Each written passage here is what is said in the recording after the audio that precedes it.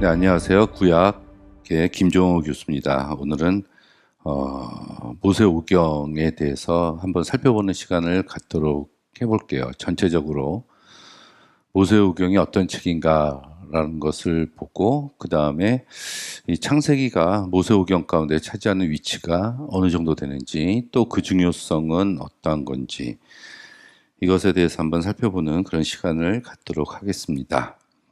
자, 모세오경이란 말의 뜻은 모세가 쓴 5개의 경전 이렇게 우리가 볼 수가 있겠죠. 그래서 펜타튜크라 해서 토라, 이제 히브리어로는 모세오경을 토라, 이 율법서라고 이야기를 합니다.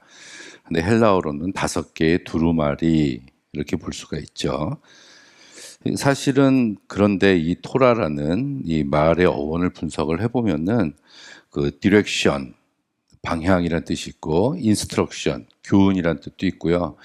마지막에 이제 율법이란 뜻을 가지고 있습니다. 근데 우리는 모세오경을 율법이라고 그것에 강조해서 생각을 하고 있는데, 이 단어가 가지고 있는 의미에는 어떤 교훈적인 의미도 많이 있다.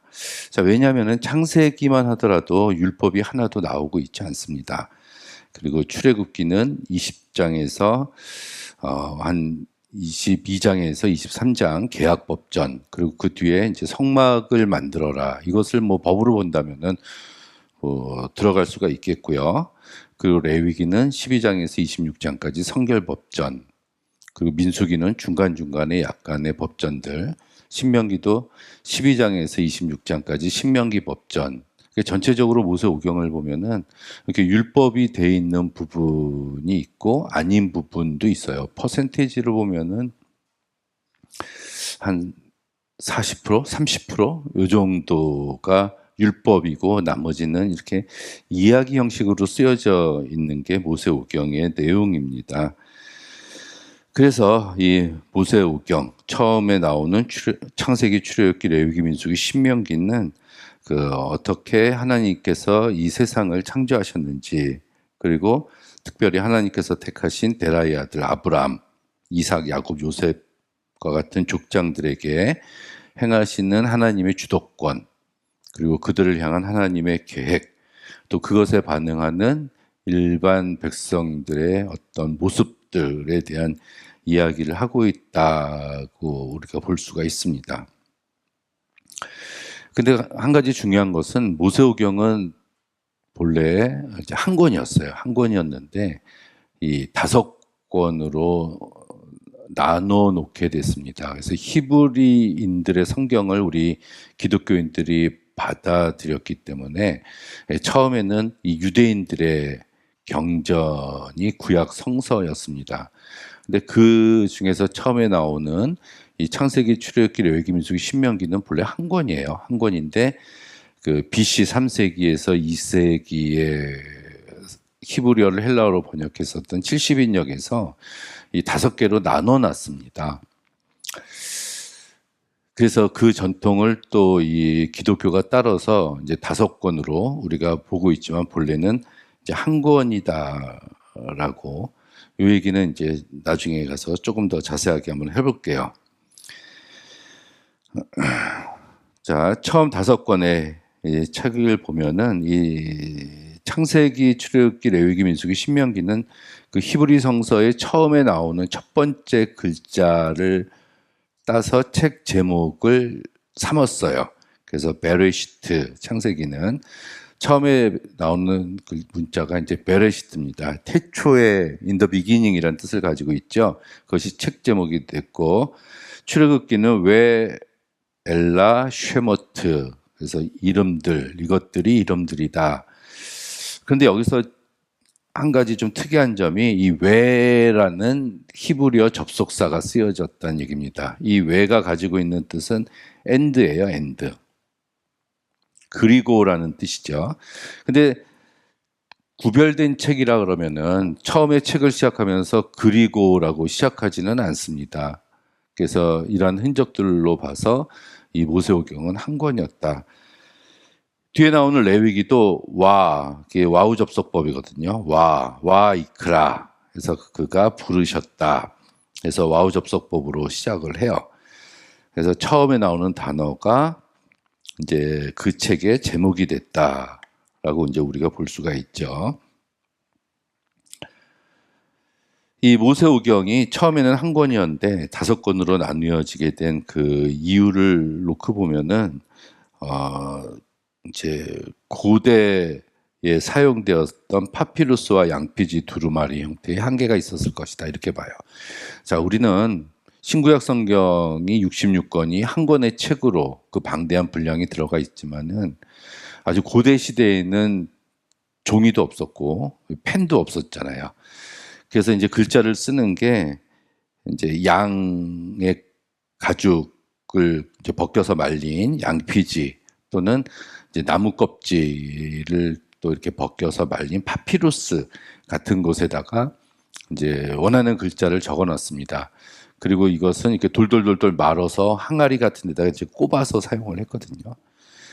그러니까 많은 글자를 적을 수가 없었고 몇 글자 안 되는 것들을 보관하는 넓은 공간이 필요했고 또 어떤 습기나 이런 온도의 변화 때문에 그것을 유지 보존하는 것도 굉장히 큰 작업이었어요. 그래서 이 보존하는 형태에 대한 한계, 또 길다면은 그런 한계가 있었을 것이다. 또 분량이 너무 많아서 분리할 필요성이 있었고요.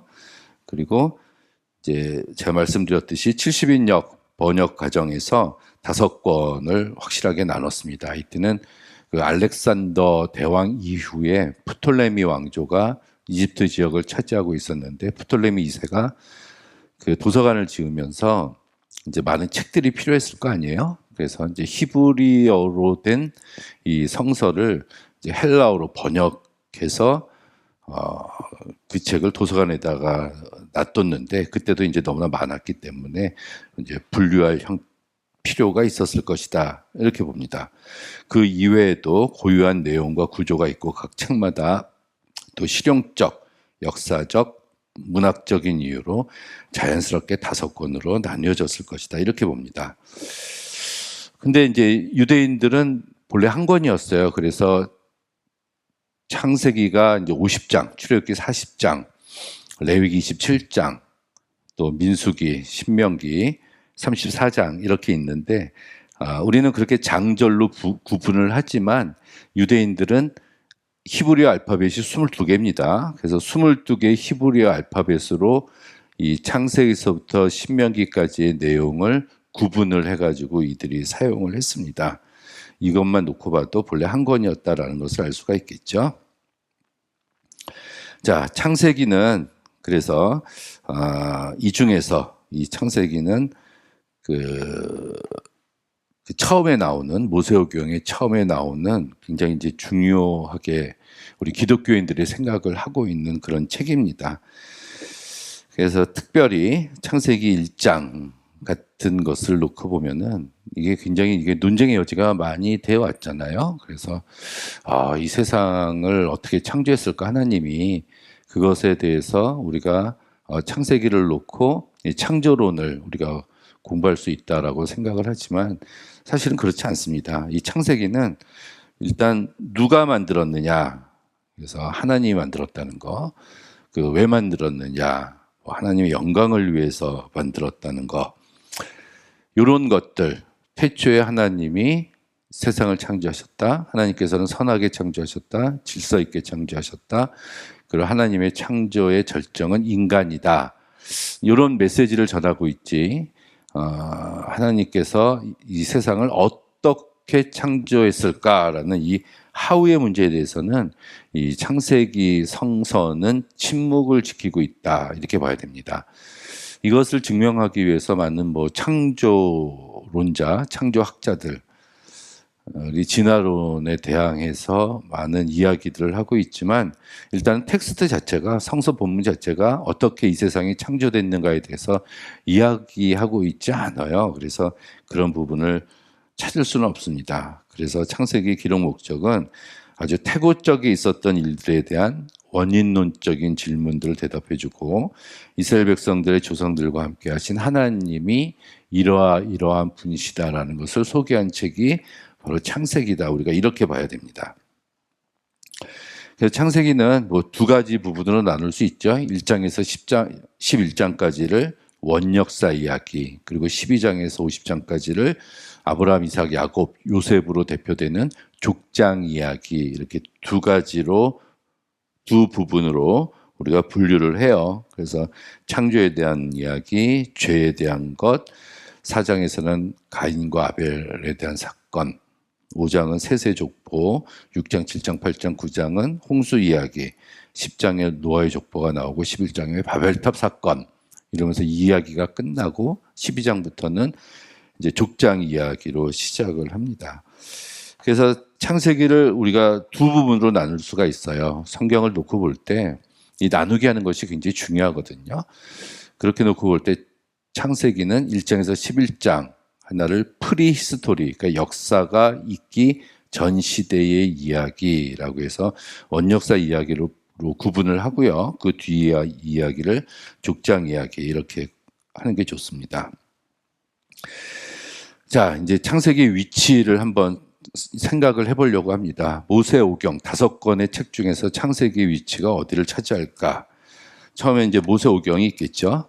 제가 모세오경은 한 권의 책이라고 말씀을 드렸는데요. 이 한 권의 책인 이 모세오경, 한 권의 책, 어떤 책을 봐도 그 책에는 주제가 있습니다. 그리고 주인공이 있죠. 특별히 이런 서사적인 문제를 다룬 책에 있어서는. 그럼 우리가 한번 생각을 해볼까요? 창세기, 출애굽기, 레위기, 민수기, 신명기가 한 권의 책이라고 놓고 봤을 때 이 모세오경의 주인공은 누굴까? 하고 이렇게 보면은 그것은 바로 모세라는 것을 알 수가 있습니다. 왜냐하면 출애굽기 1장에서 모세가 탄생하고 신명기 34장에서 모세가 죽어요.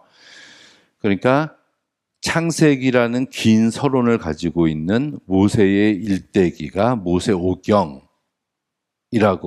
우리가 볼 수가 있는 거죠. 그것이 이제 모세오경입니다. 그렇다면은 모세오경에 있어서 창세기는 모세오경의 서론이에요. 서론. 모세의 이야기를 하기 위한 서론이 창세기라는 거죠. 모세가 주인공이고 모세가 태어나서 이제 활동했었고 모세가 죽게 됐는데 그렇다면 그 모세는 누구냐를 설명하기 위한 게 창세기란 얘기예요. 출애굽기 시작할 때 이스라엘 백성들이 애굽에서 노예 생활을 하고 있었다. 그럼 어떻게 노예 생활을 하고 있었던 거지? 그것을 알기 위해서는 우리가 앞에 창세기를 보면 된다는 거죠.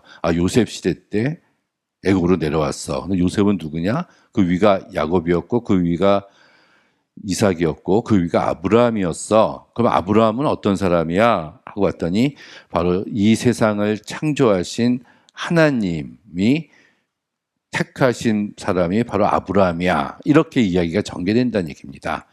자, 이렇게 놓고 보면은 모세를 주인공으로 한 모세 일대기의 주인공이 창세기란 얘기고요. 서론이 창세기란 얘기고요. 그리고 창세기를 우리가 두 부분으로 나눴잖아요. 연역사 이야기와 족장 이야기를 나눴을 때, 그렇다면 1장에서 11장 원역사 이야기는 족장 이야기를 설명하기 위한 또 서론이란 얘기입니다. 자, 여기까지 온 거예요. 처음에 모세오경이었는데 이 모세오경의 서론이 창세기가 됐고 이 창세기의 서론은 또 원역사인 1장에서 11장이 됐다는 얘기입니다. 그렇다면 1장에서 11장까지의 또 서론이 무엇냐라고 얘기해 보면은 바로 그것이 창세기 1장이다. 우리가 이렇게 생각을 해볼 수 있다는 얘기입니다. 자, 그렇다면은 창세기 1장을 우리 그리스도인들은 성경을 처음 접할 때 읽는 부분이었고 또 아주 광대한 이 세상을 창조한 하나님의 모습이 설명되어 있기 때문에 전체 성경 중에서 제일 중요한 부분이 창세기 1장이라고 생각을 하지만 이 모세오경의 한 권이라는 모세오경의 입장에서 보면 창세기 1장은 서론 부분을 차지하고 있는 게 창세기 1장이다. 이런 얘기입니다. 창세기 1장.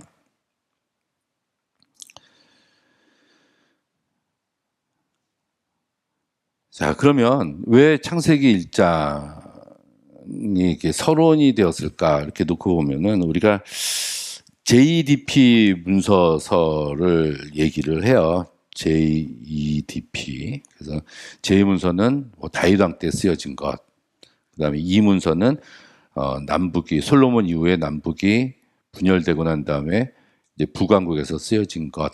그 D 문서는 그 요시야 왕 시대 때 640에서 609년 왕노릇한 요시야 왕 시대 때 쓰여진 것. P 문서는 포로로 잡혀갔다가 돌아온 포로 후기 시대 때 쓰여진 것이다. 우리가 이제 이렇게 이야기를 하는데,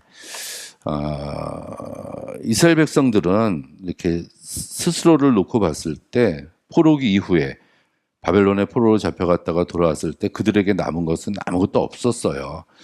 성전도 없었고, 그러니까 믿음을 가지고 페르시아에서 돌아왔지만 아주 척박한 땅이었죠.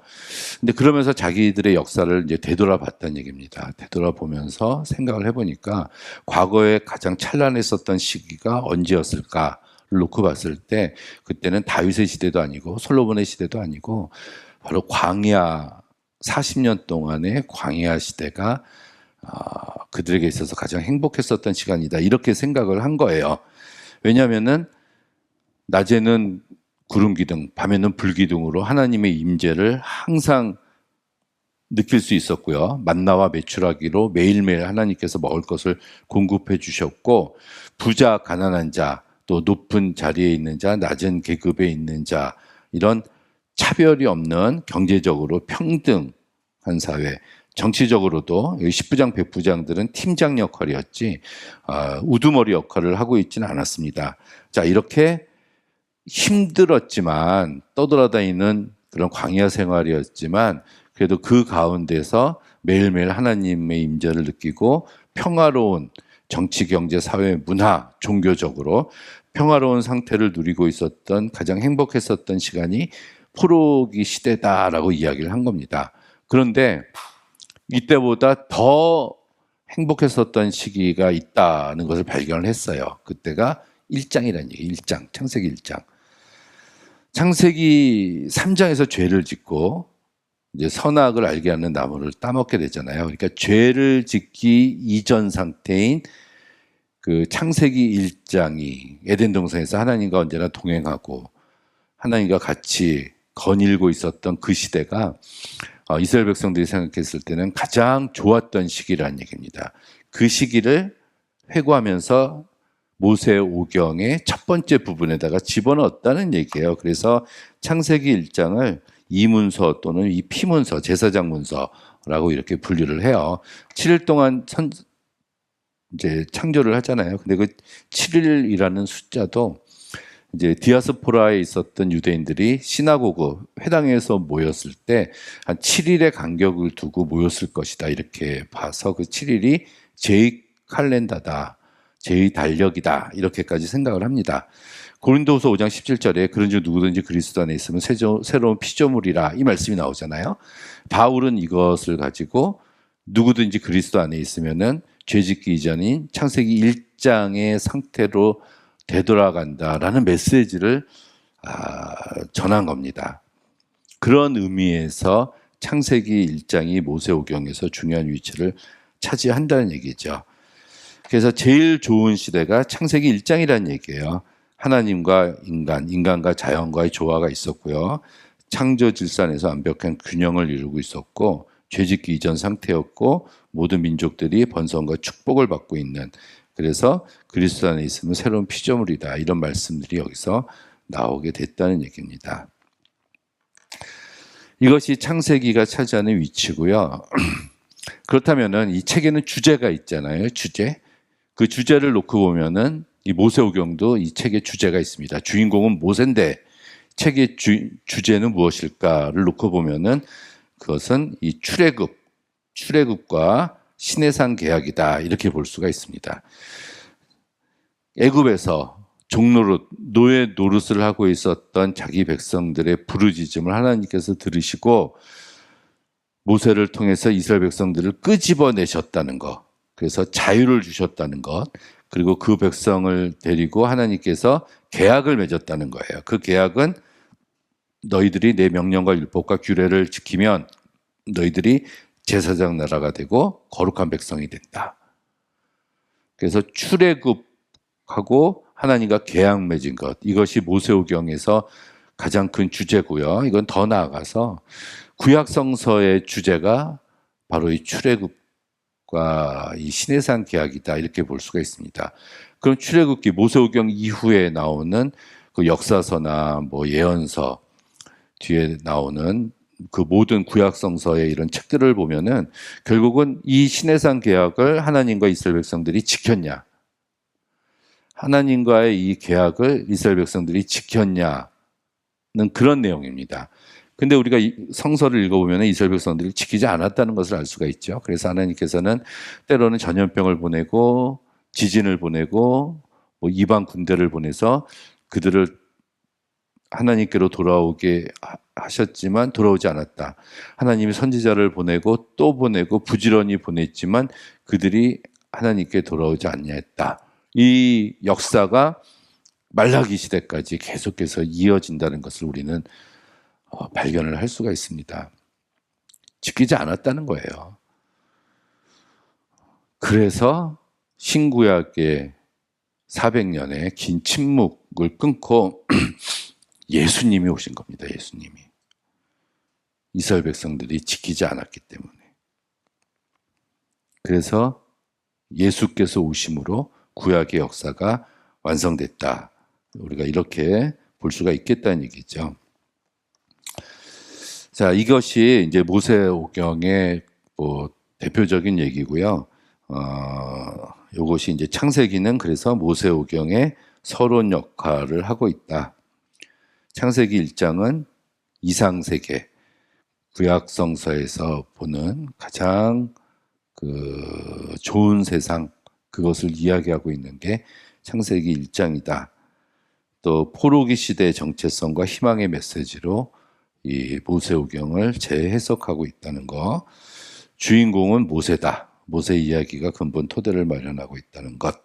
그리고 창세기 1장은 언젠가 또 회복될 창조의 최종적인 형태, 청사진을 가지고 있는 것이다. 우리가 이렇게 모세오경을 일단 정리를 해볼 수가 있습니다. 자세한 내용은 제 책이 있어요. 삶의 자리에서 바라보는 창세기. 이 책을 통해서 창세기를 조금 더 살펴볼 수가 있습니다. 자, 오늘 여기까지 하도록 하겠습니다.